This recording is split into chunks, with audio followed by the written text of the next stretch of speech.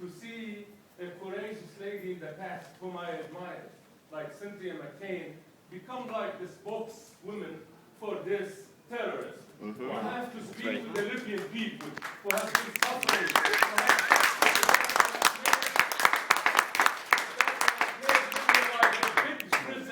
If you spoke about balance earlier, Minister, if you truly want to implement the concept of balance, you need to speak to the Libyan people. You need to go to the rebels.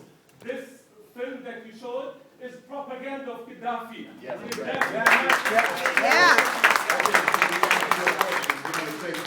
My question is, how come you are not speaking about the 7,000 victims of terrorist Gaddafi? I would like to say that it is the right, in my opinion, of the Libyan people to solve their problems among themselves without NATO bombs and missiles.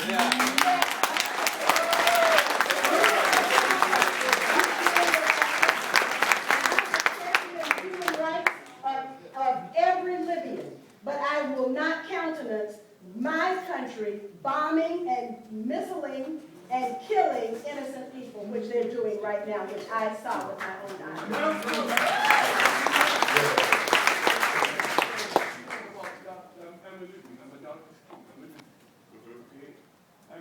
You already spoke.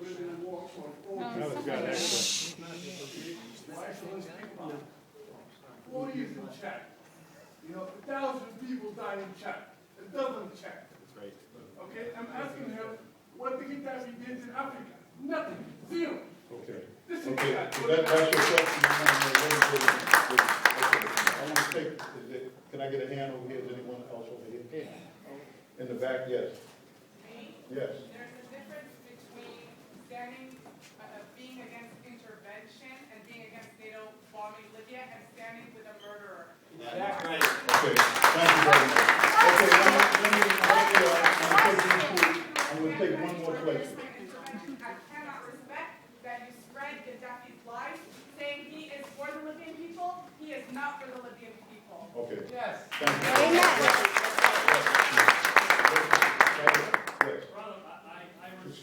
Excuse me. We're asking questions here. We're pointing. Raise your hand, not stand up. Yes. Yes.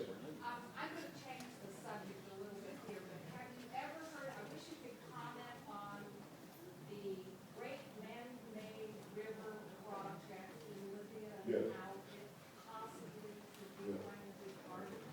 Okay. Let me, okay, I'm going to take that's it, 4 questions, because we got to try to retain what the questions were, okay? I'm going to start at the end with you.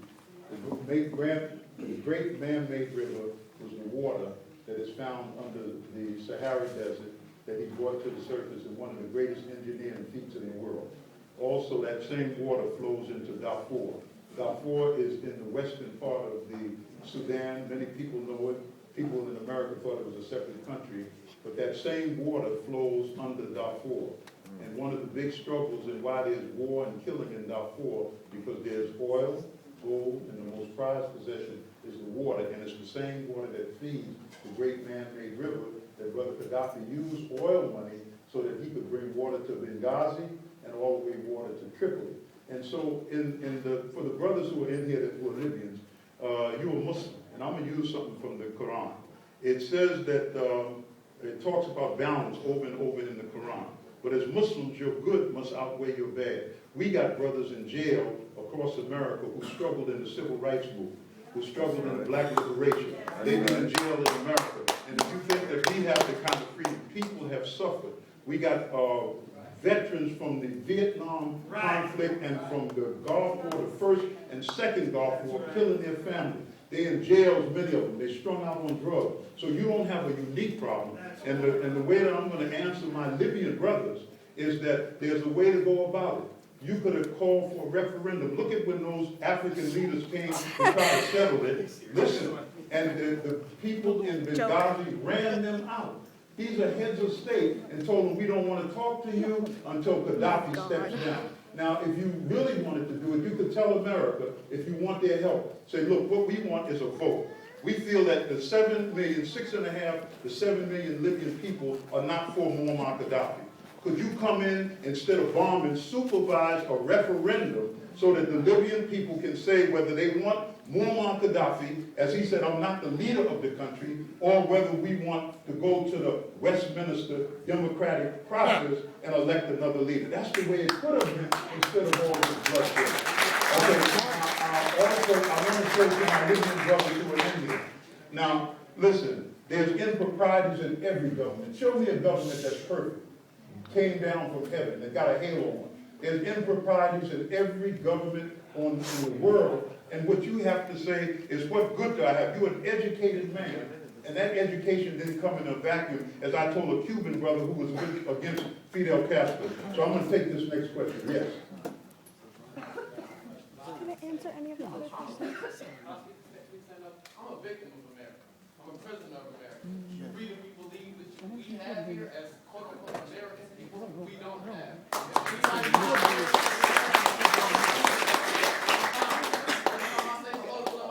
We need I'm a product of that. I experience racism every day. Every day. Unless I sound like my colonizer. Just like you know what you think you want, you don't know about. Okay, we're going to take 5 more questions that should run us right up to the time. Do we have time for 5 questions? Okay, yes.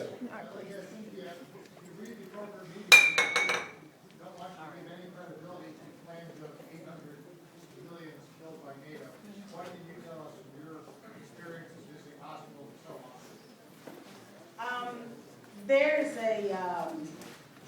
a figure, there's a group that are trying to collect the figures and accurately of the number dead.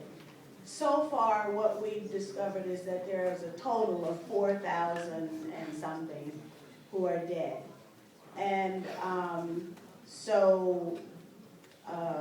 I would presume that that is from both sides and not just as a result of the NATO bombing. But of course, the bulk of that would have to be from the NATO bombing, because they're using bunker buster bombs. And those bunker busters have a huge concussion.